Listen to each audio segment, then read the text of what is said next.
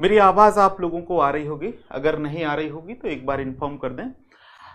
ये जो क्लास शुरू हो रही है मध्य प्रदेश समसामयिकी या करंट अफेयर वाली, इसमें सबसे पहले हम लोग इकोनॉमिक सर्वे वाली बातें करेंगे, क्योंकि आप सभी को पता है कि पिछली बार इकोनॉमिक सर्वे से ही 2-3 प्रश्न इस तरीके से पूछ लिए गए हैं कि वो प्रश्न तभी आपसे बनते जब आप उस 300 पेज के इकोनॉमिक सर्वे का बहुत गहन तरीके से, मतलब बहुत बारीकी से उसको पढ़ते तो ही वो बनते, अन्यथा वो गलत हो जाते। जैसे कि वो कोयला वाला आया था, इसके अलावा भी कुछ और प्रश्न थे। तो क्या हुआ है, मेरे द्वारा इस इकोनॉमिक सर्वे को 25 से 30 पेज में जितना बारीक हो सकता था उतना बारीक तरीके से उसको पढ़कर टू द पॉइंट कर दिया गया है।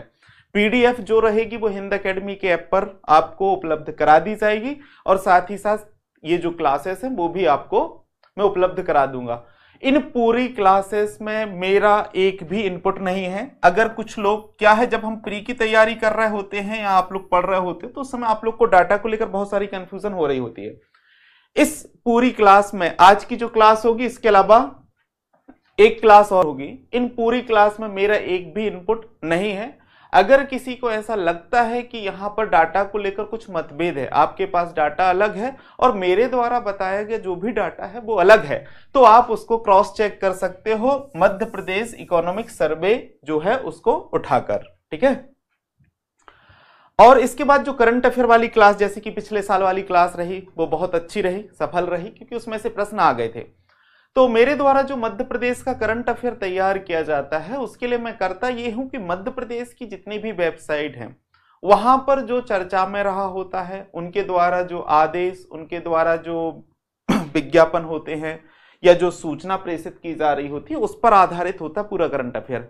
अभी जैसे ही आचार संहिता की घोषणा हुई है तो बहुत सारे जो कंटेंट है, डाटा है, उसको हटा लिया गया है, तो थोड़ा सा डिले होगा, पर हम लोग पहले इकोनॉमिक सर्वे को जब तक कंप्लीट कर लेंगे, ठीक है। तो हम लोग बात करेंगे आज मध्य प्रदेश आर्थिक सर्वेक्षण 2022-23।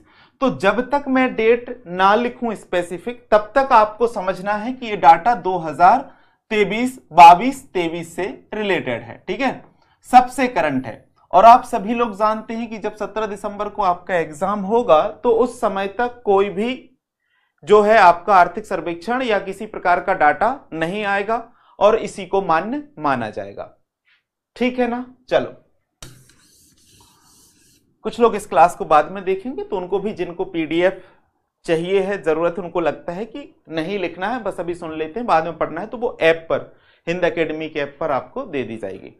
जैसे कि आप सभी को पता है कि मध्य प्रदेश का जो कुल बजट है वो कितना था, कब, 2021-22 में, ठीक है, कब, 2021-22 में जो मध्य प्रदेश का कुल बजट था वो 2,17,813 करोड़ था। 2021-22 में आप मध्य प्रदेश का कुल बजट देखेंगे। सबसे पहले हम लोग बजट से चलते हैं, ठीक है, बजट से प्रश्न पहले पूछ लिए गए हैं कि मध्य प्रदेश का कुल बजट कितना है। तो 2021-22 में जब हम मध्य प्रदेश का बजट देखते हैं तो कितना मिलता है, 2,17,813 करोड़, 2,17,813 करोड़, ठीक है, कितना मिलता है, 2,17,813 करोड़। यही बजट जो है बढ़ जाता है कब, 2022-23 में, कब, 2022-23 में यह बजट बढ़ता है और कितना हो जाता है, ये हो जाता है 2,17,000 की जगह हो जाता है 47, 2,47,715 करोड़, 2,47,715 करोड़। तो आपसे कभी सीधा प्रश्न पूछ लिया जाए कि मध्य प्रदेश का 2022-23 का बजट कितना है, तो आप लोग को पता होना चाहिए कि मध्य प्रदेश का जो कुल बजट है वो वर्तमान में 2,47,715 करोड़ है।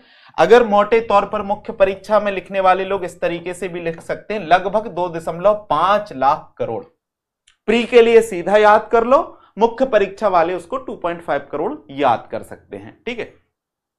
अब जब बजट आता है तो बजट किस लिए आता है, आप सभी जानते हैं कि जो बजट होता है राज्य की आय और व्यय का लेखा जोखा होता है। हमारी जो आय होती है, जो मतलब हमारी इनकम है, और जो हमारा व्यय है, एक्सपेंडिचर है, उसका जो लेखा जोखा होता है उसको हम लोग क्या कहते हैं, उस लेखा जोखा को हम लोग बजट कहते हैं, ठीक है। तो अब यहां पर दो प्रश्न अपने आप ही बन गए कि मध्य प्रदेश का ये जो बजट है 2,47,715 करोड़, अब इसमें आय कहां से हुई है और कितनी कितनी हुई है, और इस 2,47,715 करोड़ को व्यय किस तरीके से किया गया है, ये आपको जानना है। ठीक है, अगर आपको नहीं लिखना है, पर मैं आप सभी से कहता हूं कि आप हमेशा कोशिश करें कि जब भी पढ़ें पेन कॉपी आपके हाथ में हो। अगर आप पेन कॉपी के साथ नहीं पढ़ते हो तो यह पढ़ने का एक गलत तरीका माना जाता है, फिर आपके ऊपर निर्भर करता है। जैसे कहा जाता है कि राज्य सरकार जो है अपने बजट का राजस्व व्यय के रूप में सबसे ज्यादा क्या करती है, व्यय करती है। तो सरकार का जो व्यय होता है, व्यय का मतलब खर्च, तो सरकार का जो बजट था लगभग 2,47,000 करोड़, मतलब 2.5 लाख करोड़, जो सरकार का बजट था उसमें कहा जाता है कि सबसे ज्यादा व्यय जो होता है वो राजस्व व्यय के रूप में होता है। राजस्व व्यय के रूप में आप समझते कि नहीं समझते? समझो इस बात को, मैं आप पहले भी कभी समझा चुका हूं इकोनॉमिक सर्वे में। राजस्व व्यय मतलब तनख्वाह देने में, विभिन्न प्रकार के कर शुल्क चुकाने में, फीस देने में, समोसा खाने में, ठीक है, इसके अलावा गाड़ी परिवहन पर जो खर्च होता है वो तमाम, जैसे आपके प्रतिदिन के जो खर्चे होते हैं ऐसे ही सरकार का खर्च होता है प्रतिदिन का। जैसे आपका घर चलता है, आप अपने आप को चलाते हो, इसी तरीके से सरकार भी अपने आप को चला रही होती है। कहीं रूम रेंट दे रही होती है, कहीं किसी की सैलरी दे रही होती है, कहीं खाने पर दे रही होती है, कहीं यातायात भत्ते दे रही होती है, कहीं पर समारोह हो रहा होता है उसका खर्च, उस समारोह में आए समोसे उन पर खर्च, उस सभी को कहते हैं राजस्व खर्च या राजस्व व्यय। अब आप देखेंगे कि 2,47,000 में से सरकार इस पर व्यय करती है लगभग 1.98 1.98 लाख 1.98 करोड़ 1.98 लाख करोड़ रुपए है। 2 लाख करोड़ में से 1.98 लाख करोड़ मतलब 2 लाख में से लगभग आप समझ लो 2 लाख करोड़ काय में खर्च कर दिया है, वेतन भत्ते परिवहन और ये तमाम जो उसके खर्च होते हैं उस पर। अगर ये पूरा डाटा मैं बताऊं तो 1,98,915 करोड़ 1,98,915 करोड़ ये सरकार खर्च करती है अपने राजस्व व्यय पर। इसके बाद आप सभी जानते हैं कि सरकार ऐसा नहीं है सिर्फ चाय समोसे पर खर्च करती है, इसके अलावा सरकार कहीं स्कूल बना रही होती है, कहीं पर ब्रिज बना रही होती है, कहीं पर अस्पताल बना रही होती है, कहीं पर कोई औद्योगिक इकाई की स्थापना कर रही होती है। तो जब सरकार ऐसी पूंजीगत व्यय कर रही होती है जिससे बाद में उसको इनकम हो सके, जैसे कहीं पर उसने सड़क बनाई तो उससे उसको टोल टैक्स प्राप्त होगा, कहीं पर उसने एक इंडस्ट्री विकसित कर ली मान के चलो, तो वहां से क्या होगा, फिर जो उत्पाद बनेगा वो बेचेगा, उससे पैसा मिलेगा। तो ऐसे सभी व्यय को कहा जाता है पूंजीगत व्यय। क्या कहा जाता है? पूंजीगत व्यय। सरकार ने 2.47 लाख करोड़ में से जो पूंजीगत व्यय किया है वो कितना किया है? 45,685 करोड़। कितना किया है? 45,685 करोड़ रुपए खर्च किया है। शुरुआत में थोड़ा सा बोरिंग हो सकता है, आंकड़े हैं, आंकड़ों में भी वो आंकड़े जिनसे प्रश्न पूछे गए हैं उनकी हम लोग चर्चा करेंगे, उसके बाद सीधे कुछ तथ्यात्मक चीजों पर मैं आ जाऊंगा। पूंजीगत व्यय में देखेंगे आप कि 45,685 करोड़ रुपए सरकार ने खर्च करने का कहा है इस बजट में। इसके बाद आप देखेंगे कि सरकार बहुत सारे ऋण लेकर रखती है। अभी मैं आपको बताऊंगा कि जो ऋण जीएसडीपी अनुपात है सरकार का, ऋण जीएसडीपी अनुपात क्या होता है? ऋण जीएसडीपी अनुपात ग्रॉस स्टेट डोमेस्टिक प्रोडक्ट, ठीक है। ऋण जीएसडीपी अनुपात क्या होता है अभी मैं आपको बताऊंगा। जैसे मैंने आपको बताया सरकार की कुल जीडीपी कितनी है, तो सरकार की जो कुल जीडीपी होती है उसका सरकार के पास कितना ऋण से आया हुआ है, क्योंकि सरकार ऋण भी लेती है। जैसे कि अभी मैं आपको आगे चलकर एक बात और बताऊंगा कि मध्य प्रदेश सरकार को कई सारी अंतरराष्ट्रीय संस्थाओं से भी ऋण प्राप्त होता है जिसको बाह्य ऋण कहा जाता है। और बाह्य ऋण में मैं आपको यह भी बताऊंगा कि प्रश्न पूछ लिया गया है कि मध्य प्रदेश सरकार को कौन सी बाह्य संस्था से सबसे अधिक ऋण प्राप्त होता है।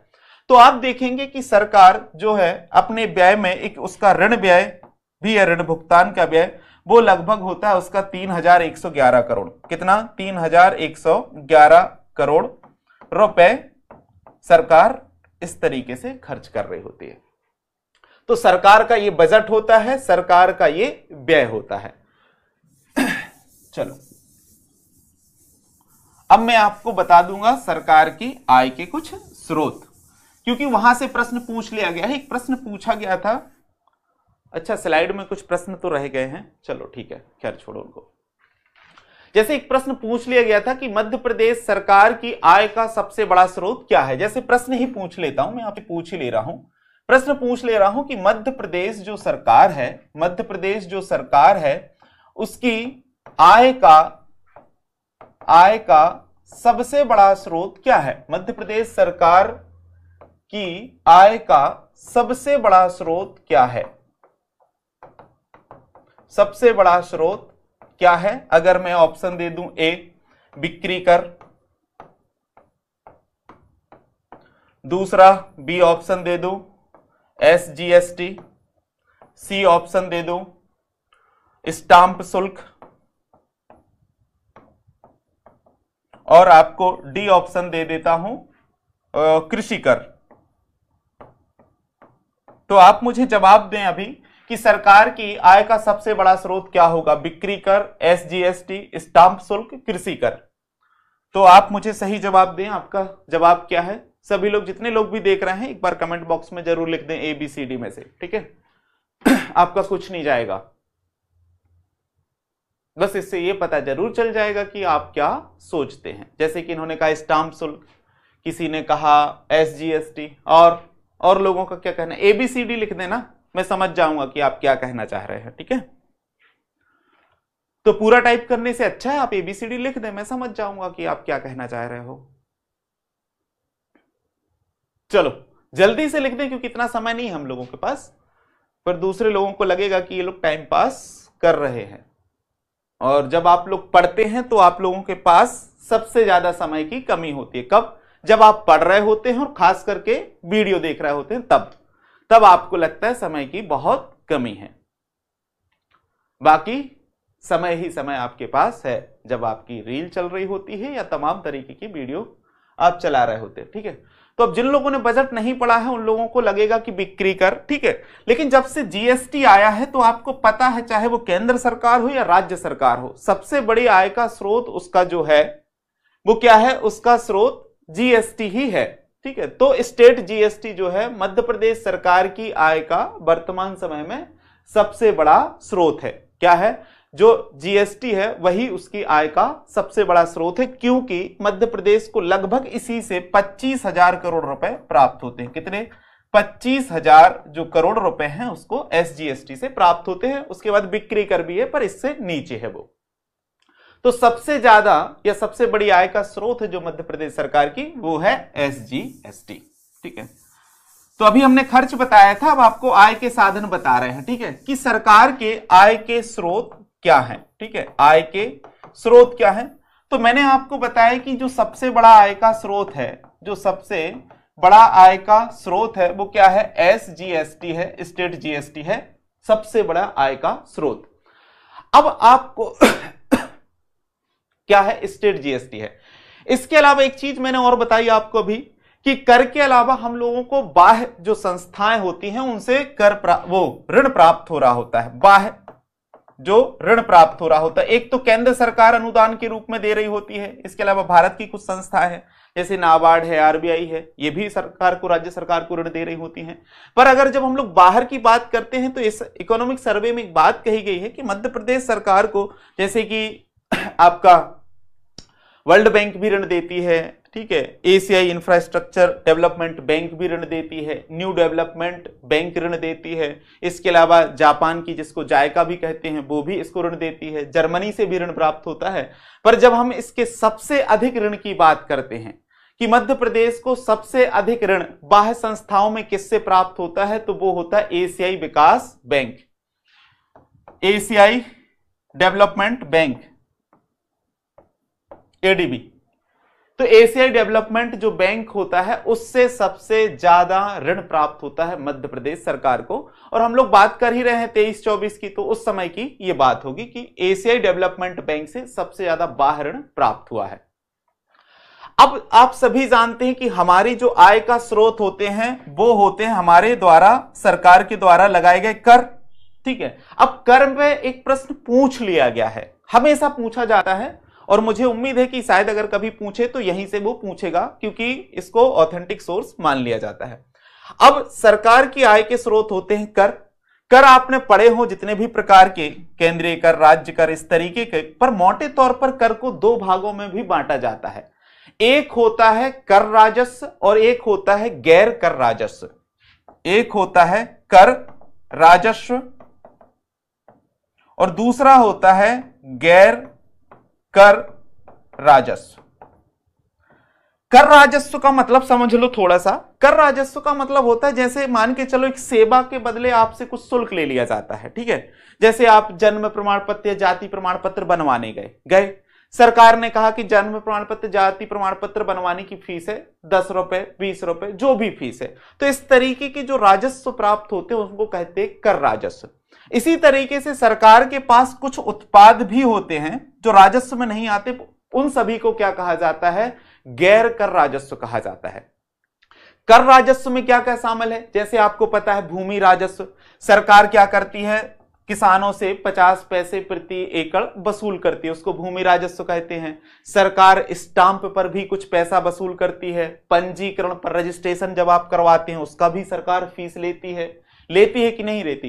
राज्य उत्पादन शुल्क लेती है। आपने उत्पादन किया किसी वस्तु सेवा का, सरकार ने कहा कि आपसे इतना उत्पादन शुल्क लिया जाएगा। आप कुछ वस्तु बेच रहे हो तो सरकार ने कहा इस पर बिक्री कर लगेगा। सीजीएसटी ये कर राजस्व है। कभी आपसे पूछ लिया जाए सरकार की सबसे बड़ी आय का स्रोत एसजीएसटी क्या है, तो क्या है एसजीएसटी? ये कर राजस्व है। ठीक है, इसके अलावा वाहन कर, माल और यात्रियों पर टैक्स, बिजली टैक्स, ये सब क्या है? ये सब कर राजस्व हैं। तो लिख लो, जैसे कि आपको लिख लेना चाहिए भूमि राजस्व, स्टाम्प पर लगने वाला कर, रजिस्ट्रेशन कर, पंजीकरण कर, ठीक है, राज्य का उत्पादन कर, राज्य का बिक्री कर, परिवहन कर, बिजली शुल्क और जीएसटी, ये सब क्या है? कर राजस्व हैं। अब सबसे रुचिकर बात यहां पर ये है कि इसके अलावा गैर कर जो राजस्व हैं उसमें सरकार ने सिर्फ 3 अपने गैर कर राजस्व बताए हैं। कौन से? एक बताया है उसने वनिकी और वन्यजीव, दूसरा बताया है सिंचाई, तीसरा बताया है अलोह खनन और धातु कर्म। 3 तो गैर कर जो राजस्व हैं वो कैसे हैं? एक है वनिकी और वन्यजीव, ठीक है, दूसरा है सिंचाई, एक वन से जुड़ा हुआ, दूसरा सिंचाई और तीसरा खनन, धातु कर्म, आलोह खनन और धातु कर्म। तो सरकार के गैर कर राजस्व कितने हैं? 3 है, एक वन्यजीव, दूसरा सिंचाई, तीसरा खनन। कभी आपसे सीधा प्रश्न पूछ लिया जाए कि सिंचाई राज्य सरकार का कैसा कर स्रोत है, कर राजस्व या गैर कर राजस्व, तो आपसे बन जाना चाहिए कि गैर कर राजस्व है, क्योंकि सिंचाई में वो शुल्क नहीं वसूलती कि आपको सिंचाई करनी, वो आपको पानी दे रही होती है। इसी तरीके से वन उत्पादों में, ठीक है, वन उत्पाद मिल रहे होते हैं, खनिज में खनन मिल रहा होता है, कुछ तरीके की धातु या जो भी चीजें हो रही होती हैं, ठीक है। तो यहां पर प्रोडक्ट शामिल हो रहे होते हैं वन, खनन और सिंचाई में। तो ये गैर कर राजस्व में सरकार इनको शामिल करती है। किसमें? गैर कर राजस्व में। इसके बाद जब हम लोग पढ़ते हैं तो एक प्रश्न हमेशा पूछा जाता है मध्य प्रदेश की आर्थिक विकास दर से। पूछा जाता है कि नहीं पूछा जाता है? पूछा जाता है मध्य प्रदेश की आर्थिक विकास दर से, ठीक है। तो अब हेडिंग जो लोग लिख रहे हो वो डाल सकते हैं आर्थिक विकास दर। क्या डाल सकते हैं? डाल सकते हैं आप लोग हेडिंग आर्थिक विकास दर। अगर अभी मैं आपसे पूछ लूं मध्य प्रदेश की आर्थिक विकास दर है, ठीक है, मैं आपसे प्रश्न पूछ रहा हूं मध्य प्रदेश की आर्थिक जो है विकास दर है, ठीक है, A B C D, A 16%, B 17%, C 18%, D 19%। अब आप लोग जवाब दें। मध्य प्रदेश की आर्थिक विकास दर है ए 16, बी 17, सी 18, डी 19। बहुत सारे लोगों को लगेगा ये कहां है सर, 16, 17, 18, 19 तो है ही नहीं। मध्य प्रदेश की विकास दर तो हमने कुछ और सुन रखी है। जैसे कि मैं आपसे पूछ रहा हूं कि मध्य प्रदेश की आर्थिक विकास दर कितनी है, आप लोग जवाब दो। 16%, 17%, 18%, 19%, कितने परसेंट है बताओ।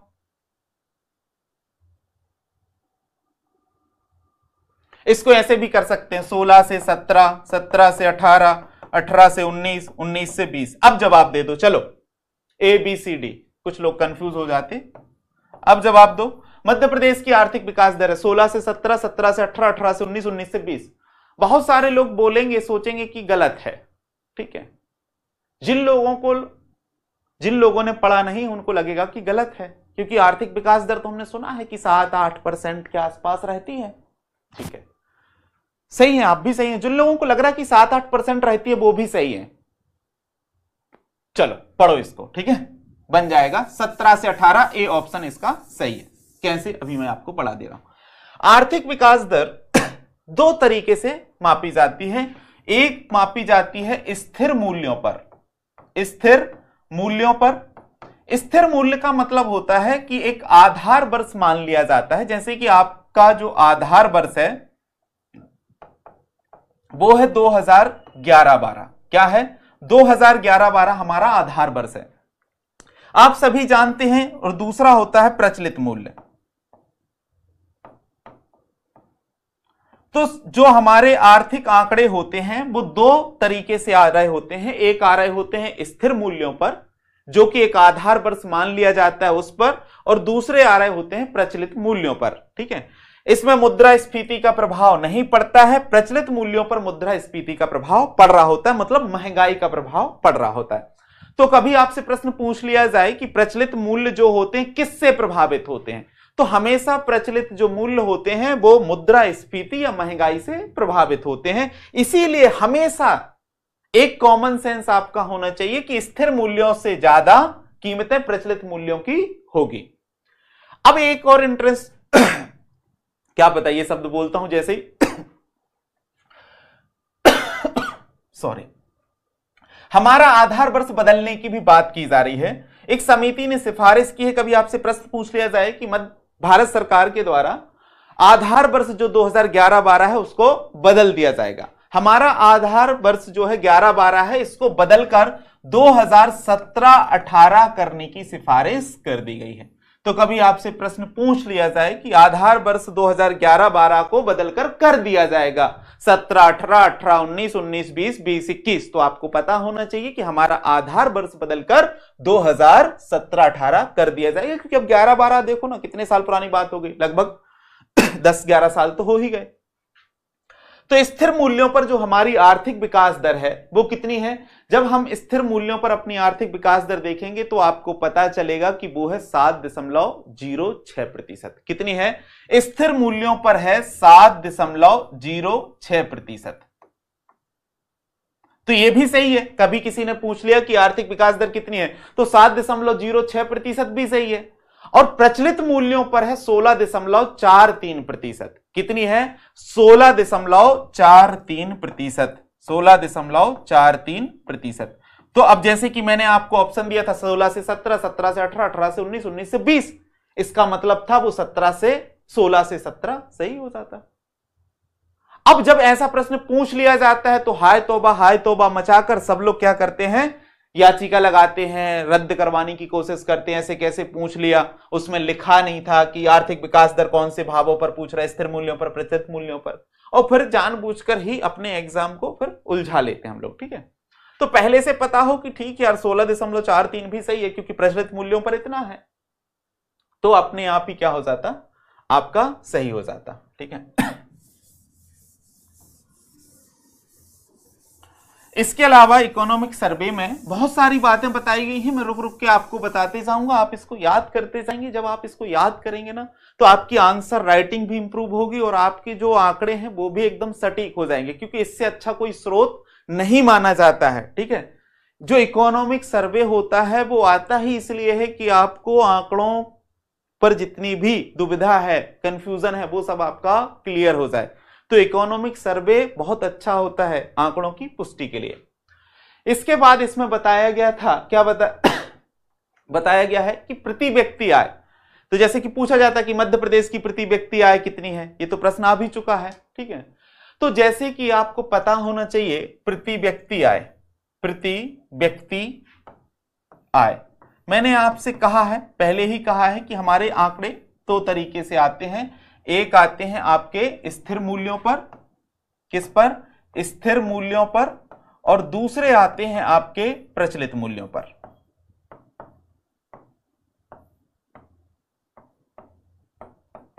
आप सभी को एक चीज मैं बता दूं, मुख्य परीक्षा में आपके काम आएगा, कि 2011-12 है, जो हमारा आधार वर्ष है, उस समय हमारी जो प्रति व्यक्ति आय है, अब 11-12 स्थिर मूल्य भी हो गया और उसी वर्ष का है तो वो प्रचलित मूल्य भी हो गया। तो 2011-12 में प्रचलित मूल्य और स्थिर मूल्य पर आय एक समान होगी, क्योंकि 2011-12 भी प्रचलित मूल्य हो गया, स्थिर मूल्य हो गया, ठीक है। अब 2011-12 में हमारी जो आय थी वो लगभग 38,000 के आसपास थी। कितनी थी? लगभग 38,000 के आसपास। मध्य प्रदेश में प्रति व्यक्ति आय कितनी थी? मध्य प्रदेश में प्रति व्यक्ति आय थी 38,000 के आसपास।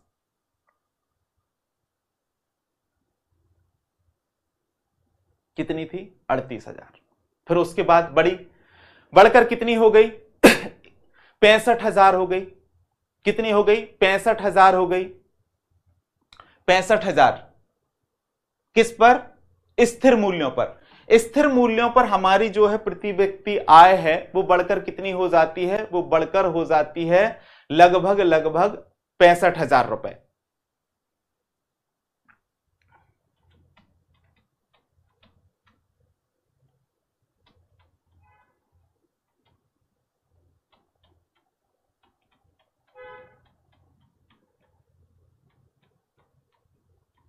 एक 1,40,000 ये किस पर है? वो है प्रचलित मूल्यों पर, ठीक है। तो जो स्थिर मूल्यों पर हमारी जो आय है, प्रति व्यक्ति आय है, वो कितनी है? 65,000 रुपए है। कितनी है? 65,000 रुपए है। 65,000 रुपए।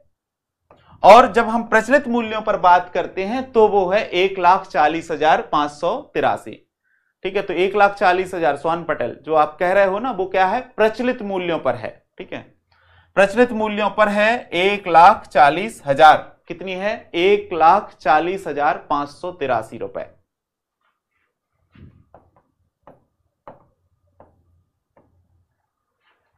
यह है प्रचलित मूल्यों पर।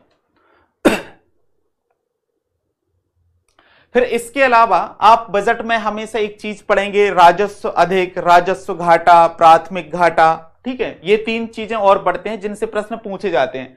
आंकड़े बहुत सारे हैं पर मैं उन्हीं आंकड़ों की बात करूंगा आपसे जो आपके परीक्षा की दृष्टि से, एग्जाम की दृष्टि से उपयोगी हैं, महत्वपूर्ण हैं, ठीक है।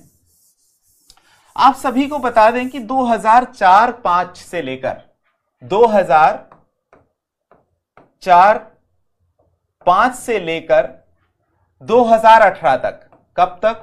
2018 तक मध्य प्रदेश सरकार का जो बजट हुआ करता था वो पूंजी अधिक का बजट हुआ करता था। इसका मतलब क्या? इसका मतलब हुआ करता था हमारी आय जो है वो अधिक हुआ करती थी हमारे व्यय से, मतलब हम लोग सरप्लस में रहा करते थे, हमारे पास पैसा बच जाता था। हमारी आय 100 रुपए थी, हम लोग खर्च करते थे 95 रुपए, तो 5 रुपए हमारे पास बचते थे बजट में से। इसका मतलब है पूंजी अधिक का बजट। जब आपकी आय अधिक हो और व्यय कम हो उसको बोलते हैं सरप्लस बजट या पूंजी अधिक बजट। और जब आपका व्यय अधिक हो और आय कम हो तो उसको बोलते हैं ऋणात्मक बजट, घाटे का बजट, ठीक है। क्या बोलते हैं? ऋणात्मक बजट या घाटे का बजट।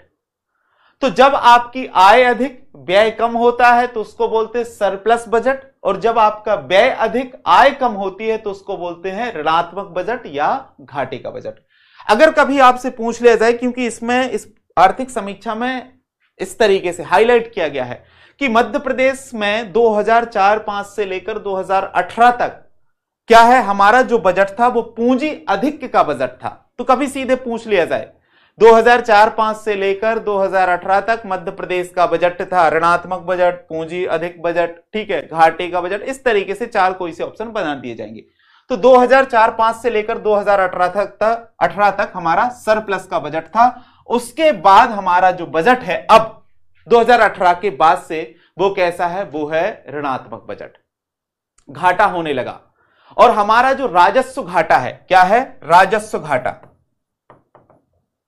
राजस्व घाटा, राजस्व घाटा बराबर क्या होता है, राजस्व आपकी आय माइनस आपका राजस्व व्यय। तो राजस्व आय में से आप क्या घटा दो, राजस्व व्यय घटा दो, राजस्व आय माइनस राजस्व व्यय, तो आपको क्या प्राप्त हो जाएगा, राजस्व घाटा प्राप्त हो जाएगा। अब हम लोग जो है किस स्थिति में, घाटे की स्थिति में। कभी आपसे पूछ लिया जाए कि मध्य प्रदेश का राजस्व घाटा कितना है, तो मध्य प्रदेश का जो राजस्व घाटा है अभी हाल में वो है 3736। कितना है, 3736, 3736, 3738 करोड़ रुपए, 3738 करोड़ का हमारा राजस्व घाटा है। कितना है, 3738 करोड़ का राजस्व घाटा है। इसके बाद होता है राजकोषीय घाटा। क्या होता है, राजकोषीय घाटा। अगर राजस्व घाटा को हम लोग प्रतिशत में बात करें, कभी आपसे पूछ लिया जाए कि राजस्व घाटा कितने प्रतिशत है, तो ये आपका है 0.32%। कितना है, 0.32%। अगर प्रतिशत में पूछ लिया जाए कि मध्य प्रदेश का राजस्व घाटा कितना है, तो अगर इस तरीके से पूछा जाएगा अंकों में तो 3736 करोड़ रुपए, और अगर प्रतिशत में पूछ लिया जाएगा तो 0.32% पूछ लिया जाएगा, 0.32%, 1%, 2%, 2.32%, इस तरीके से, तो आपको पता होना चाहिए 0.32%। इसी तरीके से राजस्व के बाद जो सबसे राजकोष होता है हमारा, ठीक है, क्या होता है, राजकोष होता है। तो सरकार का जो खजाना होता है उसको बोलते हैं आप राजकोष। राजकोष में दो चीजें होती हैं, एक होता है आपका राजस्व, राजस्व, और दूसरा होता है पूंजी। राजस्व आय, पूंजीगत आय, तो उन दोनों से मिलकर राजकोष बनता है। तो राजकोष किससे बनता है, राजस्व और पूंजी से मिलकर राजकोष बनता है। तो राजकोष में दो जगह से पैसा आ रहा होता है, एक राजस्व से, दूसरा पूंजी से या गैर कर राजस्व से, ठीक है। अब इसको मिलाकर, राजस्व को और पूंजी को मिलाकर बनता है राजकोष, ठीक है। राजकोष में से ही हम सब कुछ खर्च कर रहे होते हैं। तो राजकोष आय माइनस राजकोष का व्यय। अगर व्यय अधिक है तो माइनस में आ जाएगा, तो उसको क्या कहेंगे, राजकोषीय घाटा, ठीक है। माइनस में नहीं लिखने के लिए इसको ऐसा भी लिख देते हैं, राजकोषीय व्यय माइनस राजकोषीय आय, तो भी आपका प्लस में बच जाएगा। इस तरीके से, समझ गए। तो जब आपका राजकोष में आय कम और व्यय ज्यादा हो तो उसको बोलते हैं राजकोषीय घाटा, ठीक है। तो इसको इस तरीके से भी लिखते हैं तो वो माइनस का लफड़ा खत्म हो जाएगा। कैसे लिखते हैं, राजकोषीय व्यय माइनस राजकोषीय आय। इसका मतलब क्या, आपके पास एक खजाना है, मान के चलो आपके घर में क्या है, आपके घर में इस तरीके की एक तिजोरी है। उस तिजोरी में सब कुछ है, सोना भी है, चांदी भी है, पैसा भी है, तमाम चीजें हैं, और इसके अलावा जो भी एक मुद्रा के साधन हो सकते हैं वो सब कुछ है आपके राजकोष में, जिसके आधार पर आप कुछ लेन देन कर सकते हो। सोने से भी लेन देन होता है, बस वो है कि तरलता किसकी कम है, किसी की अधिक होती है। आपका ये खजाना है, तिजोरी है, इसमें जो पैसा है वो सब क्या है, राजकोष है। अब इसमें मान के चलो आपके पास थे 100 रुपए, आपने खर्च कर दिए कितने, 110 रुपए। इसका मतलब क्या हुआ, 10 आप माइनस में हो गए, मतलब राजकोष का घाटा हो गया आपको। समझ गए ना, बस ऐसे ही है राजकोष का घाटा। तो सरकार का, मध्य प्रदेश सरकार का राजकोषीय घाटा कितना है, 52,511 करोड़। तो सरकार का 52,511 करोड़ रुपए राजकोषीय घाटा है। समझ रहे, मध्य प्रदेश का राजकोषीय घाटा कितना है? 52,511 करोड़, जो कि कितना है? जो कि हमारे बजट का 4.56% है। कितना है? अगर इसको प्रतिशत में देखेंगे तो 4.56%।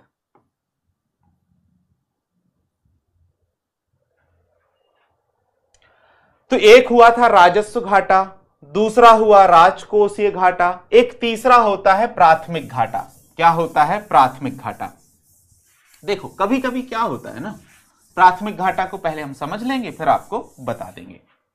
एक होता है, तीसरा होता है आपका प्राथमिक घाटा।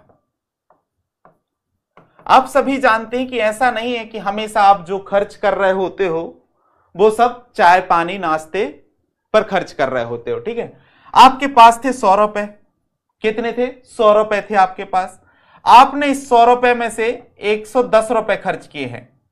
100 रुपए थे, 110 रुपए खर्च किए, इसका मतलब हुआ आप 10 रुपए माइनस में हो, उधारी में हो। तो ये तो आपका घाटा पता हमको चल गया कि भैया आपका राजकोषीय घाटा 10 है। पर कभी कभी आपसे पूछा जाता है कि भैया ये 110 रुपए कहां खर्च किए? तो आप कहते हो कि 110 में से हमने 90 रुपए जो है खाना पर खर्च कर दिए। किस पर खर्च कर दिए? खाना पर खर्च कर दिए। इसके अलावा इसको ऐसा मान लो, 110 नहीं, फिर गुणा नहीं हो जाएगा, 105 रुपए मानो इसको। 105 रुपए आपने खाना पर खर्च किए, 105 रुपए खाने पर खर्च किए, और 5 रुपए का आपने क्या लिया है? पेन लिया है। पेन आपके लिए उपयोगी है। हो सकता है इसी पेन से आप गोले भरो और प्री निकल जाए, हो सकता है इसी पेन से लिखकर मेंस निकल जाए। तो ये आपके लिए क्या है? एक तरीके से आपके लिए पूंजी है। तो उसको उस तरीके के खर्च में नहीं माना जाएगा जिससे आपको कुछ प्राप्त ना हो। इसी तरीके से सरकार क्या करती है, कभी कभी सरकार जो ऋण ले रही होती है उसका ब्याज चुका रही होती है, उसको माइनस कर दिया जाता है। तो जब कभी सरकार जो ऋण सरकार का जो घाटा होता है उसमें से ब्याज को जब माइनस कर दिया जाता है तो उसको कहा जाता है प्राथमिक घाटा, जो कि कितना है? सरकार का लगभग प्राथमिक घाटा है 30,344 करोड़। 30,344 करोड़। 52,000 करोड़ था, बचा कितना? 30,344 करोड़। इसका मतलब हुआ कि जो कुछ पैसा था वो हमने खर्च नहीं किया है, वो हमने जो ऋण लिया था उसका ब्याज चुकाया, वो खर्च में नहीं गया है, वो ब्याज में गया है। तो हमारा प्राथमिक घाटा निकल आया, ठीक है। तो जब आप ब्याज देते हो किसी को तो लगभग मान के चलो कितना दिया? 52,000 करोड़ कुल खर्च था, अब बचा 30, लगभग 22,000 करोड़ रुपए आप ब्याज चुका रहे होते हो हर साल। यही निकला ना कि नहीं निकला? 52,511 करोड़ था, 52,511 करोड़, तो अब ये घटा दो 30,344 करोड़, तो लगभग 22 करोड़, 22,000 करोड़ निकलेगा। इसका मतलब ये आपने ऋण चुकाया, ब्याज चुकाया है या ऋण चुकाया है, जो भी आपने चुकाया हो, ठीक है। तो ये आपका क्या होता है? जब आप ऋण या ब्याज उसमें से घटा देते हो तो आपका प्राथमिक घाटा निकल आता है। अब सबसे महत्वपूर्ण पॉइंट की तरफ हम लोग बढ़ रहे हैं, जिससे आने की संभावना हमेशा 50% है, वो है आपके वित्त आयोग के द्वारा की गई अनुशंसा। 15वां जो वित्त आयोग है, कौन सा? 15वां वित्त आयोग। 15वां जो वित्त आयोग है उसने कुछ अनुशंसा की है राजकोषीय प्रबंधन को लेकर, क्योंकि हमारा देखा भी राजकोषीय घाटा कितना है? 52,511 करोड़, ठीक है। तो सरकार हमेशा क्या करती है? अपने राजकोष को प्रबंधन करने के लिए आयोग का गठन करती है और वो सिफारिशें करती है कि आप कैसे अपने राजकोषीय घाटा को कम कर सकते हो। तो ये जो 15वां वित्त आयोग था, इसने सरकार से कहा कि आप 2022-23 में, कब? 2022-23 में अपना राजकोषीय घाटा रखो, पर कितना रखो? 3.5%। कितना रखो? 3.5% रखो। इससे अधिक है अभी तो हमारा। तो 15वें वित्त आयोग ने 2022-23 के लिए राजकोषीय घाटा कितने प्रतिशत रखने की अनुशंसा की थी? 3.5% रखने की सिफारिश या अनुशंसा की थी।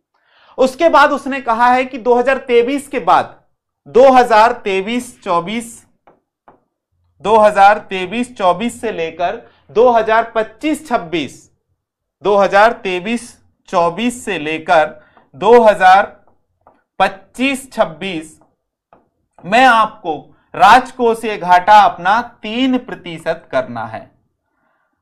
मध्य प्रदेश राजकोषीय प्रबंधन अधिनियम 2005 आया था कि नहीं आया था? आया था। ये प्रश्न पूछ लिया गया कि नहीं? आ गया है। प्रश्न पत्र अगर आप देखते होगे तो आपको पता होगा कि ये तीनों प्रश्न पूछ लिए गए हैं।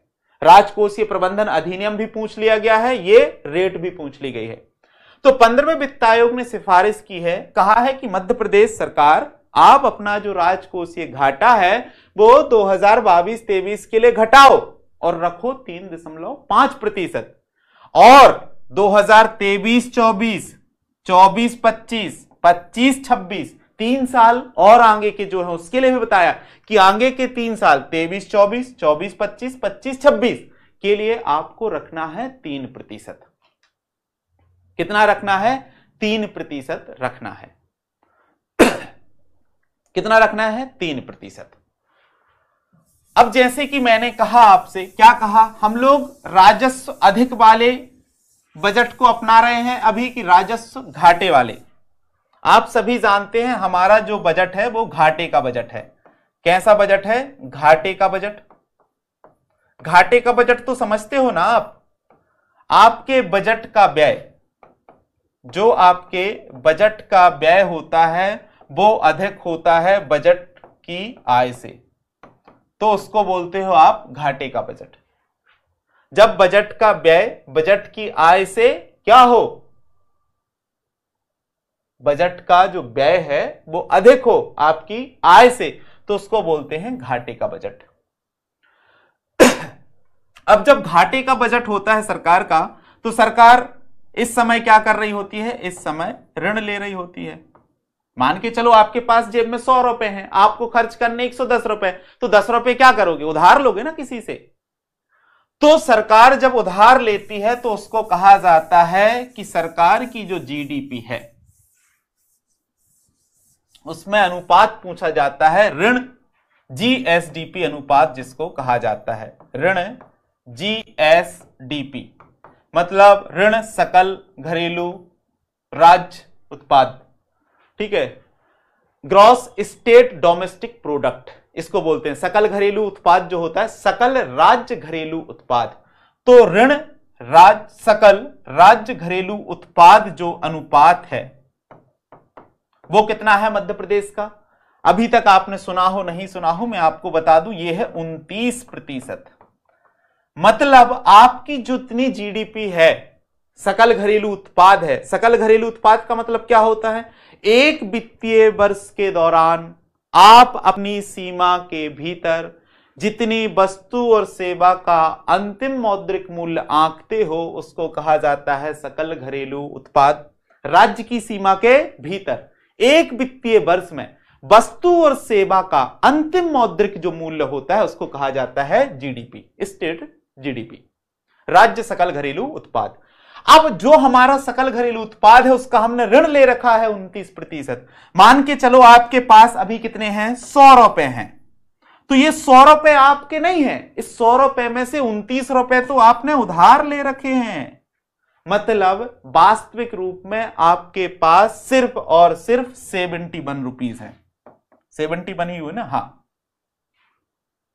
ये 29 रुपए तो उधार के हैं, वास्तविक रूप से 71 रुपए ही हैं। तो जब सरकार कहती है राज्य का सकल घरेलू उत्पाद इतना लाख करोड़ रुपए हो गया है, तो उनसे पूछा जाता है कि भैया उधार का कितना है, तो पता चलता उधार का तो 29% है। मतलब 100 रुपए में से 29 रुपए आपने दूसरे से मांग रखे हैं, 71 रुपए बस है आपके पास जो आपके हैं। ठीक है, समझ में आया यहां तक? इसकी जो पीडीएफ है हिंद एकेडमी के ऐप पर आपको दे दी जाएगी, ठीक है, तो आपको परेशान नहीं होना है। इसके अलावा आप लोगों ने ई कुबेर का नाम सुना होगा। रिजर्व बैंक की एक प्रणाली है ई कुबेर। क्या है? ई कुबेर। किसकी? ई कुबेर आरबीआई की एक प्रणाली है। और मध्य प्रदेश का जो वित्त प्रबंधन इकाई है उसने क्या किया है? ई कुबेर के साथ एकीकरण कर लिया है। अब प्रश्न आएगा कि मध्य प्रदेश राज्य वित्त प्रबंधन के द्वारा, मध्य प्रदेश राज्य वित्त प्रबंधन के द्वारा ई कुबेर के साथ, ई कुबेर के साथ एकीकरण कब किया गया है? ए ऑप्शन है, बी ऑप्शन है, सी ऑप्शन है, डी ऑप्शन है। ए ऑप्शन है 5 दिसंबर 2022, बी ऑप्शन है 15 दिसंबर 2022, सी ऑप्शन है 20 दिसंबर 2022 और डी ऑप्शन है 25 दिसंबर 2022। सही जवाब दें आप।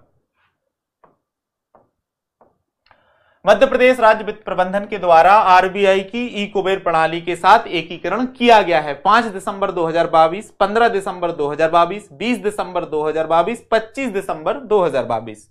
अब आपको सही जवाब देना है। अब जिनने पढ़ा होगा तो बन जाएगा, अन्यथा क्या लगाओगे? तुक्का लगाओगे। और तुक्के में क्या लगाओगे? मुझे पता है क्या लगाओगे तुक्के में। सभी लोग बताओ, जब दिसंबर की बात आएगी तो तुक्के में आप क्या लगाओगे?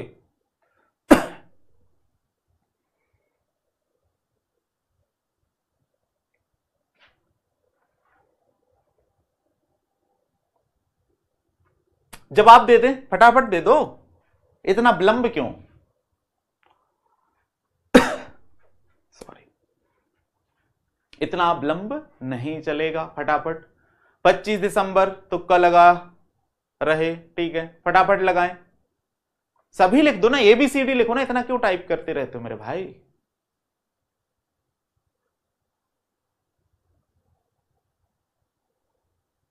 ई प्रशासन की तरफ बढ़ाया गया मध्य प्रदेश सरकार का एक कदम था, जिसमें मध्य प्रदेश सरकार ने राज्य वित्त प्रबंधन जो था उसने आरबीआई के ई कुबेर के साथ एकीकरण किया था।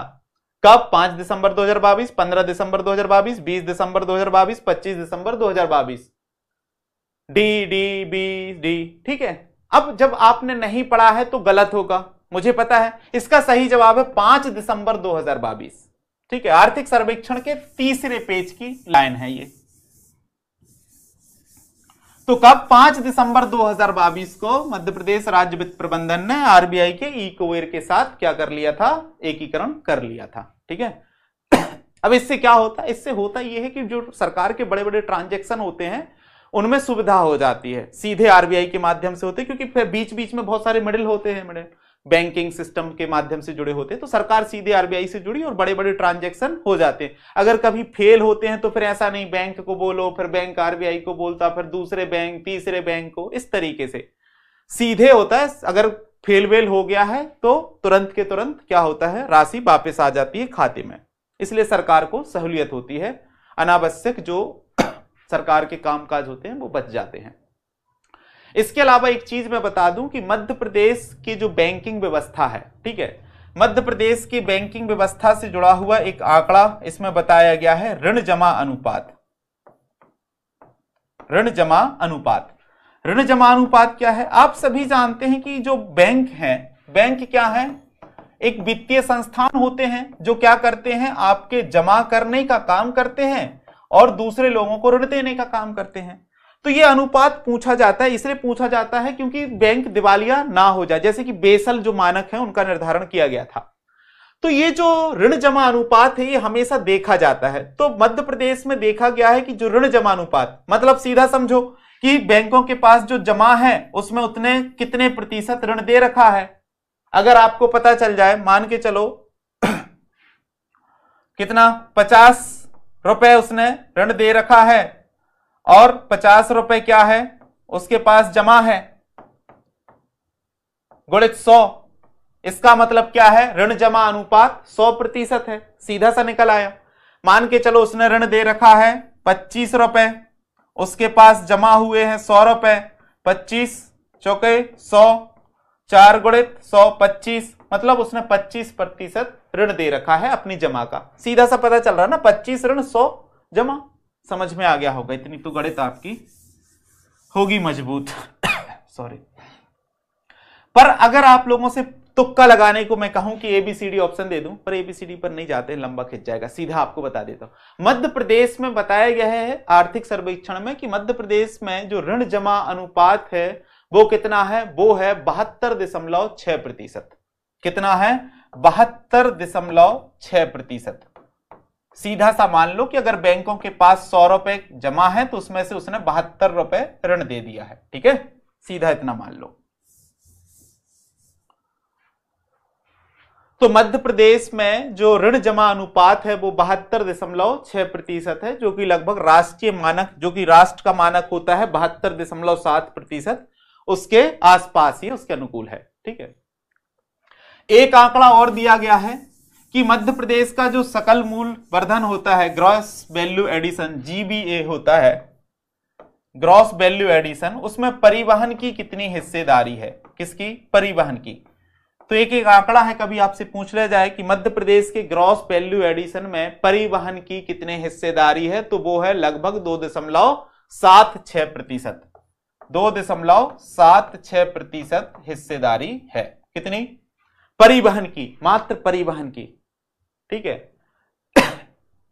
इसीलिए परिवहन को, सड़कों को क्या, रक्त धमनियों की उपाधि दी जाती है कि नहीं दी जाती, दी जाती है। चलो अब इसके बाद हम लोग कुछ और आंकड़ों पर बात करेंगे। जैसे कि आप सभी जानते हैं कि मध्य प्रदेश जो है खाद्यान्न उत्पादन में क्या है, दूसरा सबसे बड़ा उत्पादक है। हम लोग खाद्यान्न की बात करेंगे, इसलिए खाद्यान्न की बात करेंगे, जब कृषि वाला डिटेल में पढ़ेंगे तब तो और भी आंकड़े देखेंगे, वहां पर यह भी बात आएंगे आपको कि कौन सी योजना किस संस्था के द्वारा चलाई जा रही है, क्योंकि एक बार प्रश्न पूछ लिया गया कि यह संस्था किस संस्था के द्वारा, ये योजना किस संस्था के द्वारा वित्त पोषित है, तो उसमें दिया जाता है ऐसे बजट में कि ये जो योजना चलाई जा रही है मध्य प्रदेश सरकार के द्वारा, ये योजना किस संस्था के द्वारा वित्त पोषित है, ठीक है। वो आगे हम चर्चा करेंगे जब आपको और आगे पढ़ाएंगे इस आर्थिक समीक्षा के भाग। आप सभी जानते हैं कुल खाद्यान्न में भारत में मध्य प्रदेश दूसरे नंबर पर है कि नहीं। कुल खाद्यान्न में मध्य प्रदेश देश में दूसरा सबसे बड़ा उत्पादक राज्य है।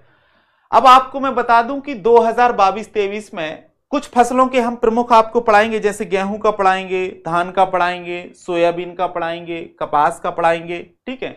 क्यों, क्योंकि आपके सिलेबस में है प्रमुख फसलें और उनका उत्पादन, है कि नहीं, है।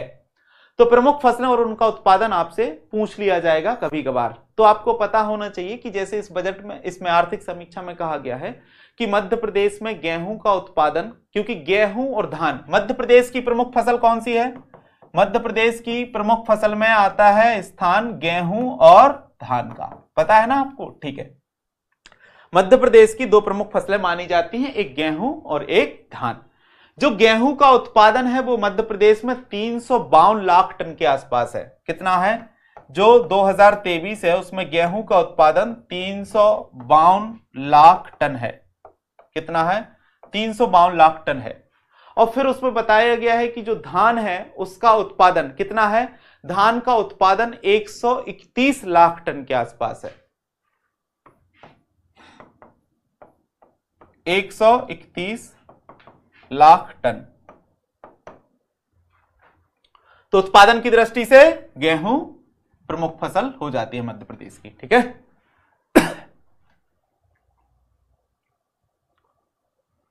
तो गेहूं का 252 लाख टन 2023 में और धान का 131 लाख टन उत्पादन हुआ है। ये दो ही फसलों का उसने बताया, तो मैंने आपको बता दिया।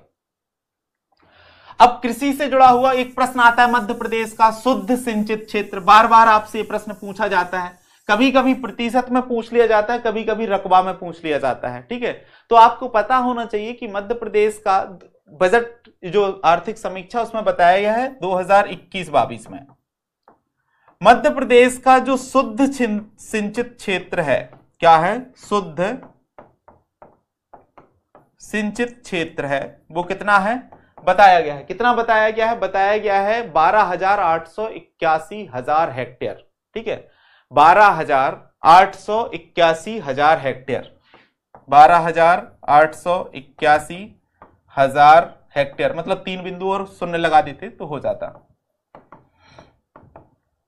हेक्टेयर।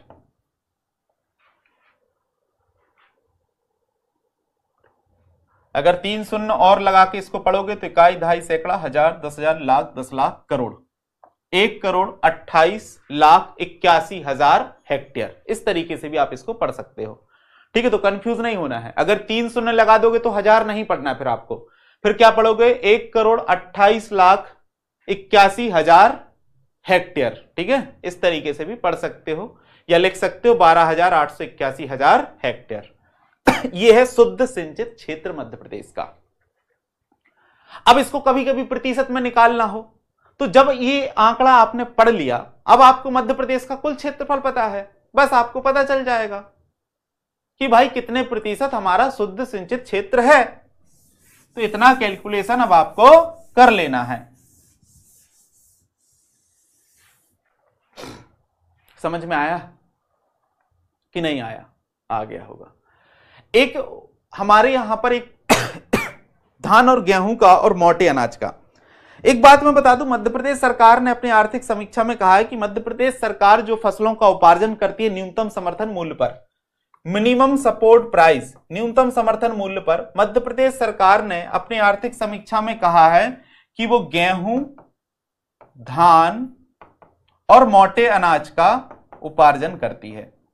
गेहूं, धान और मोटे अनाज का। तो कभी ऑप्शन में आ जाए आपको कि मध्य प्रदेश सरकार उपार्जन करती है गेहूं, ए गेहूं, बी धान, सी मोटे अनाज और डी उपर्युक्त सभी, तो आपको पता है उपर्युक्त सभी में तो लगा ही देंगे, पर कभी 1 2 3 4 इस तरीके से मिलाने में आ गए तब दिक्कत जाएगी अगर पता नहीं है तो न्यूनतम समर्थन मूल्य पर मध्य प्रदेश सरकार गेहूं, धान और मोटे अनाज का उपार्जन करती है। किस योजना के तहत? ई उपार्जन योजना। क्या नाम दिया गया है उसको? ई उपार्जन योजना। ई उपार्जन योजना क्यों कहा जाता है? इसलिए कहा जाता है क्योंकि जो किसान होते हैं अगर वो अपना जो उत्पाद है वो न्यूनतम समर्थन मूल्य पर बेचना चाहते हैं तो उनको पहले रजिस्ट्रेशन कराना पड़ता है। आधार, खसरा वसरा जो भी उनका होता है, ठीक है, भूमि की दस्तावेज वो देकर वो पहले अपने आप का रजिस्ट्रेशन कराते हैं, तो उसको बोलते हैं ई उपार्जन योजना। तो मध्य प्रदेश सरकार न्यूनतम समर्थन मूल्य पर कृषि उत्पादों की खरीदी करती है उपार्जन योजना के तहत, ई उपार्जन योजना के तहत और एपीएमसी एक्ट के तहत। इस तरीके से कुछ भी ऑप्शन दे दिया जाएगा तो सबसे सही जो जवाब होगा ई उपार्जन योजना, या इसको आप नाम दे सकते हैं ई उपार्जन परियोजना। ठीक है, इसके अलावा आप सभी को पता है कि मेरी पॉलिसी मेरे हाथ। ठीक है, मेरी पॉलिसी मेरे हाथ क्या था? प्रधानमंत्री फसल बीमा योजना चलाई गई थी कि नहीं? प्रधानमंत्री फसल बीमा योजना चलाई गई थी। ठीक है, प्रधानमंत्री फसल बीमा योजना थी, पता है आपको कि नहीं? पता है। इसके तहत एक कार्यक्रम चला था। क्या चला था? कार्यक्रम चला था जिसको नाम दिया गया था मेरी पॉलिसी मेरे हाथ। पर आपको यह पता होना चाहिए कि ये जो कार्यक्रम चला था मेरी पॉलिसी मेरे हाथ, ये जो कार्यक्रम चला था ये खरीफ की फसल के दौरान चला था। ठीक है, कब चला था? खरीफ की फसल के दौरान। ये उसमें साफ साफ ऐसा लिखा था। ठीक है, इसके बाद एक चीज और मैं आपको बता दूं जो शायद आपने नहीं पढ़ी होगी। क्यों नहीं पढ़ी होगी? क्योंकि सामान्य रूप से वो कहीं नहीं मिलती है, पर उसमें दी गई थी। आपने एक बात सुनी होगी, बात ये थी कि सॉइल हेल्थ कार्ड योजना चलाई गई थी कि नहीं? सॉइल हेल्थ कार्ड जो योजना चलाई गई थी, इस योजना के तहत हुआ यह था कि मॉडल विलेज कार्यक्रम शुरू किया गया था। जैसे मैंने बताया कि प्रधानमंत्री फसल बीमा योजना के तहत मेरी पॉलिसी मेरे हाथ कार्यक्रम चला, इसी तरीके से सॉइल हेल्थ कार्ड योजना के तहत मॉडल विलेज कार्यक्रम 2022-23 चला था। क्या चला था? मॉडल विलेज कार्यक्रम। अब कभी आपसे सीधा पूछ लिया जाता कि मॉडल विलेज कार्यक्रम किस योजना के तहत चलाया गया, अब आप क्या कर लेते? आप लगा देते स्वच्छ भारत अभियान के तहत। 2022-23 में मॉडल विलेज कार्यक्रम चलाया गया था सॉइल हेल्थ कार्ड योजना के तहत, और इसमें हुआ यह था कि यह लक्ष्य रखा गया था कि एक विकास खंड में, किसमें? हमारे यहां पर विकास खंड है, एक विकास खंड में एक गांव ऐसा होगा जिसमें काश्तकारों को 100% किसानों को भूमि पर जो खेती कर रहे हो तो उनको 100% को सॉइल हेल्थ कार्ड उपलब्ध करा देंगे। तो मॉडल विलेज कार्यक्रम सॉइल हेल्थ कार्ड के तहत चलाया गया था 2022-23 में, जिसका लक्ष्य था कि एक विकास खंड में एक गांव हम चुनेंगे और वहां पर 100% किसानों को हम लोग सॉइल हेल्थ कार्ड क्या करेंगे? उपलब्ध करा देंगे। इसके अलावा कृषि से जुड़ी हुई एक बात और कही गई थी कि किसान क्रेडिट कार्ड के साथ साथ फिशरमैन क्रेडिट कार्ड भी उपलब्ध कराया जा रहा है। मध्य प्रदेश में बताया गया है कि 2022 तक लगभग 71 लाख लोगों को किसान क्रेडिट कार्ड दे दिया गया है और 65,000 लोगों को फिशरमैन क्रेडिट कार्ड। ठीक है, इसी के साथ साथ मध्य प्रदेश का जो इकोनॉमिक सर्वे था उसमें बताया गया है कि मध्य प्रदेश की जो औसत वर्षा है वो कितनी है? 922 मिलीमीटर। तो मध्य प्रदेश की जो औसत वर्षा है वो कितनी है? औसत वर्षा 922 मिलीमीटर है। कितनी है? 922 मिलीलीटर ml।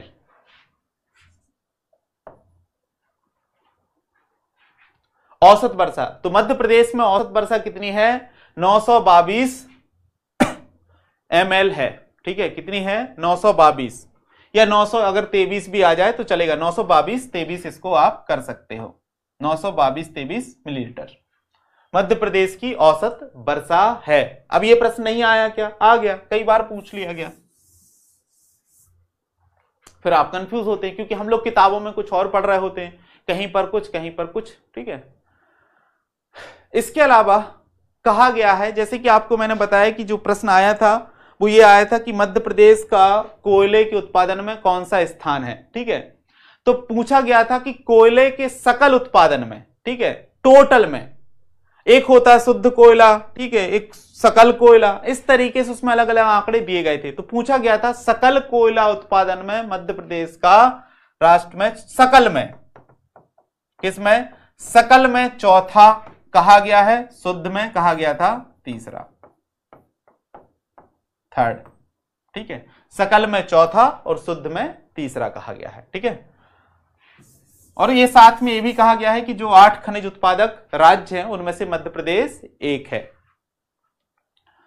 और मध्य प्रदेश में एक आंकड़ा और बताया गया है विद्युत उत्पादन को लेकर। किसको लेकर? विद्युत उत्पादन को लेकर। अगर जैसे मैं आपसे पूछ लूं विद्युत उत्पादन की दृष्टि से मध्य प्रदेश, विद्युत उत्पादन की दृष्टि से मध्य प्रदेश आत्मनिर्भर राज्य बना है। आत्मनिर्भर राज्य बना है। सभी लोग जवाब देने के लिए तैयार हो जाओ, ABCD तय कर लो।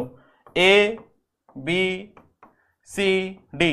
ए ऑप्शन है 17-18, बी ऑप्शन है 18-19, सी ऑप्शन है 19-20, डी ऑप्शन है 20-21।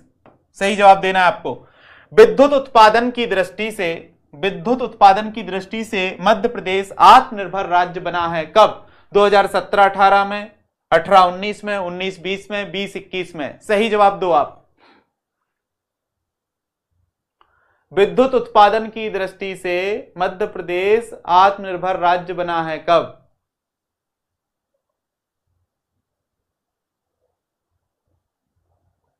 ए 17-18। हाँ, और इसके अलावा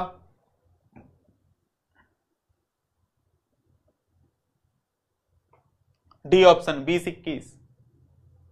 तो मैं बता दूं आपको कि 17-18 से मध्य प्रदेश विद्युत उत्पादन की दृष्टि से आत्मनिर्भर राज्य बन गया था। कब से? 2017-18 से। इसका मतलब हमारे राज्य को जितनी बिजली की जरूरत है वो हमारे राज्य में ही उत्पादित होती है, इसके अलावा हम लोग बाहर भेजते हैं। विद्युत उत्पादन से जुड़ी हुई 2-3 चीजें और कि विद्युत उत्पादन में जो सबसे ज्यादा खर्च होता है वो होता है कृषि क्षेत्र में, लगभग 42%। हमारी जो कुल विद्युत खपत है उसका सबसे अधिक कृषि क्षेत्र में खपत होता है, लगभग 42%। इसके अलावा और आपको एक योजना का नाम पता होगा, दीनदयाल उपाध्याय ग्राम ज्योति योजना। क्या है? दीनदयाल उपाध्याय ग्राम ज्योति योजना। ठीक है, ये राजीव गांधी ग्राम ज्योति योजना की जगह दीनदयाल उपाध्याय ग्राम ज्योति योजना ला दी गई है। ठीक है, जैसे आपको पता है मिड डे मील योजना जो थी उसका भी नाम बदल दिया गया है, पता है कि नहीं आप लोगों को? मिड डे मील योजना का नाम बदल दिया गया है। तो जो दीनदयाल उपाध्याय ग्राम ज्योति योजना है, इसके तहत 3 काम किए जाते हैं। एक, विद्युतीकरण किया जा रहा है ग्रामों का। दूसरा, फीडर सेपरेशन होता है। ठीक है, फीडर सेपरेशन। तीसरा, मीटरीकरण।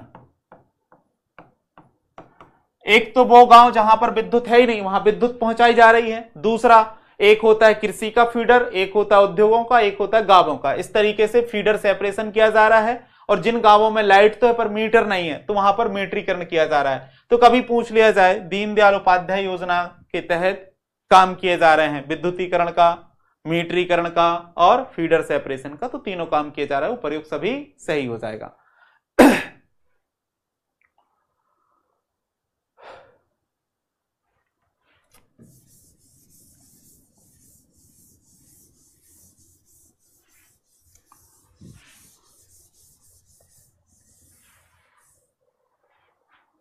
इसके अलावा जैसे कि कुछ आंकड़े और हैं कि माध्यमिक स्कूल, ठीक है, अस्पताल तमाम, तो ये कुछ 1-2 आंकड़े हैं जो आपको पीडीएफ में मैं आपको दे दूंगा। कुछ कुछ चीजें जो समझाने वाली हैं उनको आपको समझाते जा रहा हूं। ठीक है, नमूना पंजीकरण प्रणाली आप लोग समझते ही होंगे, एसआरएस के बारे में सुना होगा, जिसकी रिपोर्ट आई थी 2020 में। ठीक है, कब? 2020 में एक रिपोर्ट आती है एसआरएस, जिसको आप नाम कहते हो एसआरएस। ठीक है, इस रिपोर्ट में क्या बताया गया है वो खास है। इस रिपोर्ट में बताया गया है कि जो मध्य प्रदेश है उसमें शिशु जो मृत्यु दर है वो 46 प्रति हजार से घट गई है, और वो कितनी हो गई है?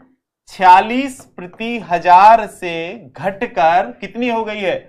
43 प्रति हजार हो चुकी है। तो जो शिशु मृत्यु दर है, क्या है? जो शिशु मृत्यु दर है वो क्या हो चुकी है? घट चुकी है। 46 प्रति हजार से 43 प्रति हजार हो चुकी है। इसके साथ ही कहा गया है क्या कहा गया है कि जो जन्म दर है वो कितनी है? जन्म दर है 24 और मृत्यु दर कितनी है? 6.5। तो इसी में कहा गया है कि जो जन्म दर है वो कितनी है? 24। जो मृत्यु दर है वो कितनी है? 6.5। अब ये आंकड़े आपको अलग अलग जगहों पर अलग अलग मिलते हैं कि नहीं मिलते? क्योंकि बहुत सारी रिपोर्ट आ रही होती हैं, कई फैमिली हेल्थ सर्वे में कह दिया गया, यहां कर दिया गया, वो कर दिया गया। अब अपने पास एक सीधा डाटा आ जाता है, अपन को पता है कि आर्थिक सर्वेक्षण में ये कहा गया, बस बात खत्म। इसके साथ ही साथ कहा गया है कि 5 वर्ष से कम आयु के बच्चों में जो मृत्यु दर होती है, जिसको बाल मृत्यु दर कहते हैं, वो 64 प्रति हजार से घटकर 49.2 प्रति हजार हो चुकी है। 5 वर्ष से कम बच्चों की जो मृत्यु दर है वो घट गई है 64.6 प्रति हजार से। कितनी? 64.6 प्रति हजार से घटकर कितनी हो चुकी है? 49.2 प्रति हजार हो चुकी है। कितनी हो चुकी है? 49.2 प्रति हजार हो चुकी है। इसके साथ ही इसमें और बातें बताई गई हैं। वो क्या बताया गया है? वो बताया गया है कि जो कम वजन के बच्चों की दर थी वो भी घट चुकी है। मध्य प्रदेश में कुपोषण है, आप सभी जानते हैं कुपोषण के 3 मानक होते हैं, एक होता है कम वजन, एक होता है दुबलापन और एक होता है कम हाइट। ठीक है, 3 ही आधार होते हैं। तो कहा गया है कि मध्य प्रदेश में, ठीक है, कम वजन के जो बच्चों की दर है वो 48% से घटकर 43% हो गई है। कम वजन के बच्चों की जो दर है वो 48% से घटकर कितनी हो गई है, 43% हो चुकी है। तो कभी आपसे पूछ लिया जाए मध्य प्रदेश में कम वजन वाले बच्चों की दर 48% से घटकर हो गई है 41%, 42%, 43%, 44%, तो आपको पता होगा तो आप लगा दोगे। वहीं गंभीर कुपोषण की दर 9.2 से घटकर 6.5% हो चुकी है। गंभीर कुपोषण पहले 12% थी जब मैंने एक बार पढ़ाया था। तो जो गंभीर कुपोषण है, शायद यहां नहीं दिख रहा होगा, गंभीर कुपोषण की जो दर है क्या है, कम वजन है ये, ठीक है, ये कम वजन है 48 से घटकर 43, और जो गंभीर कुपोषण है वो भी घट गया है, कितना, 9.2% से घटकर 6.5% हो गया है। 9.2% से घटकर 6.5% हो गया है गंभीर कुपोषण की दर मध्य प्रदेश में। ये नया डाटा है। 108 एम्बुलेंस का नाम पता है आपको क्या है, दीनदयाल उपाध्याय एम्बुलेंस। 108 जो होती है उसका नाम है दीनदयाल एम्बुलेंस। तो 108 जो आपकी है उसका नाम है दीनदयाल एम्बुलेंस। क्या है, दीनदयाल एम्बुलेंस।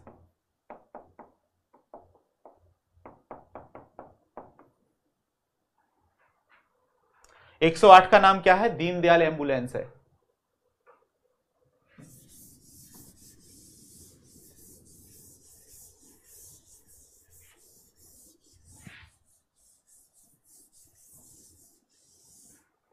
क्या है, दीनदयाल एम्बुलेंस। कन्या विवाह योजना शुरू कर दी गई थी 2021 में वापस से। तो उसमें एक चीज मैं आपको बता दूं कि 55,000 रुपए की राशि दी जाती है, ठीक है। कन्या विवाह योजना 2021 से शुरू कर दी गई थी जिसमें 55,000 रुपए की राशि दी जाती है। इस 55,000 में से 6,000 रुपए किसको दिए जाते हैं, उस व्यक्ति को दिए जाते हैं जो उसका विवाह का आयोजन करता है। तो आयोजनकर्ता को 6,000 रुपए दिए जाते हैं। बस सुन लो, कभी आ गया तो ऐसे थोड़ा बहुत क्लिक हो जाएगा, बाकी काम का नहीं है।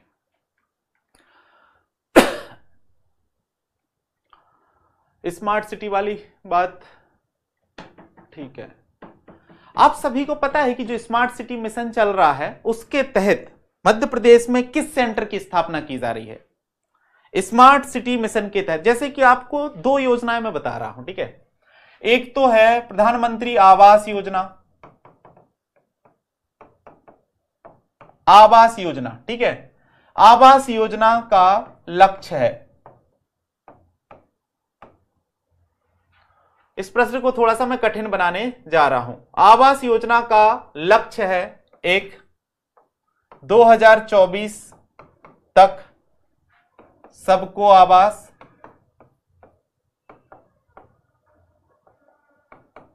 सबको आवास। दूसरा,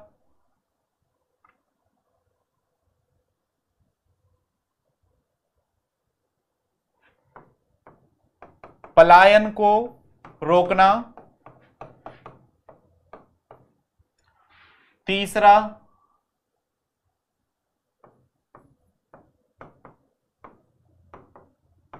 राजमिस्त्री को प्रशिक्षण,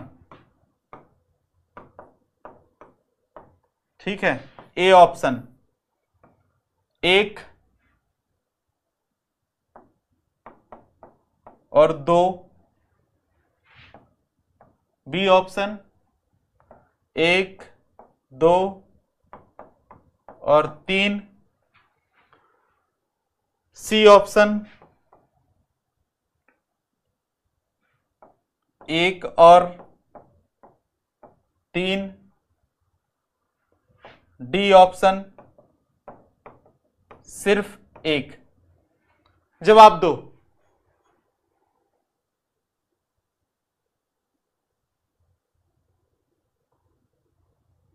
आवास योजना का लक्ष्य है, एक 2024 तक सबको आवास।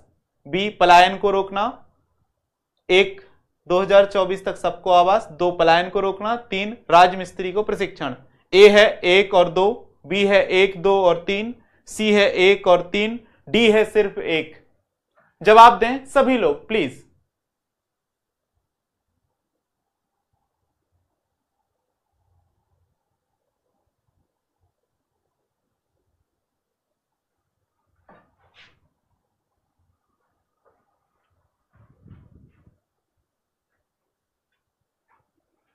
फटाफट से जवाब दे दिया करो ना, थोड़ा सा आगे बढ़ जाएं, क्योंकि इतनी देर चुप रहना पड़ता है, फिर वैसे ही मैं लेंथ बढ़ते जा रही वीडियो की।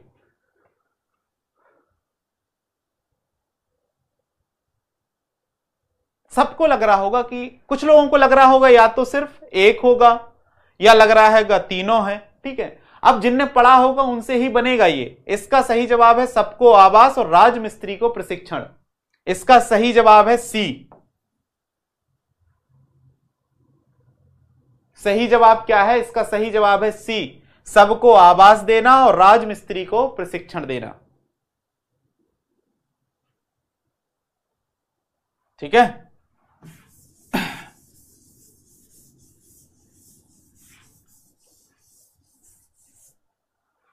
सबको आवास और राजमिस्त्री को प्रशिक्षण देना। इस तरीके से स्मार्ट सिटी योजना के तहत इंक्यूबेशन सेंटर स्थापित किए गए हैं स्टार्टअप के लिए, ठीक है। तो मध्य प्रदेश में स्टार्टअप, जो स्मार्ट सिटी योजना है उसके तहत स्टार्टअप को बढ़ावा देने के लिए इंक्यूबेशन सेंटर भी खोले गए हैं। कहां कहां पर पता है आपको? कहां कहां खोले गए हैं? जबलपुर, ग्वालियर, इंदौर, भोपाल, उज्जैन। ठीक है, चलो ये वाली क्लास यहां पर समाप्त होगी। नेक्स्ट क्लास में हम लोग आपसे मिलेंगे, मैं आपसे मिलूंगा, हम लोग मुझसे मिलेंगे, ठीक है। चलो, सभी का बहुत बहुत धन्यवाद, आप लोग जुड़े।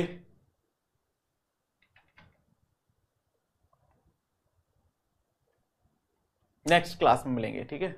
इसकी जो पीडीएफ है टोटल लगभग 25 से 30 पेज की है, ठीक है। 300 पेज का था ये इकोनॉमिक सर्वे, उसको घटाकर रिफाइन करके 25 से 30 पेज में ला दिया गया है, जो हिंद एकेडमी के ऐप पर आपको उपलब्ध हो जाएगा, ठीक है। चलो,